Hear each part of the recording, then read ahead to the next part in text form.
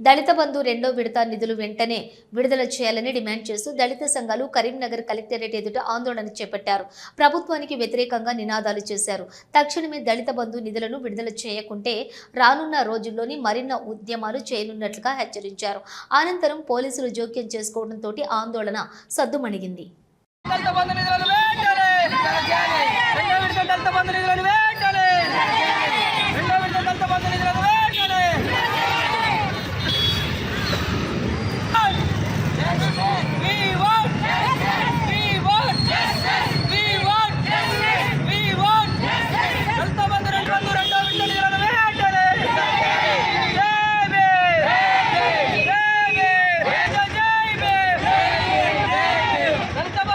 కోసం హుజురాబాద్ నియోజకవర్గం నుంచి దళిత బంధు సాధన సమితి ఆధ్వర్యంలో మాకు రావాల్సిన రెండో విడత 5 లక్షల కోసం మేము అనేక సార్లు ఇక్కడ జరిగే ప్రజావాణి కార్యక్రమానికి వచ్చి జిల్లా కలెక్టర్ గారికి వినతి పత్రం ఇవ్వడం జరిగింది.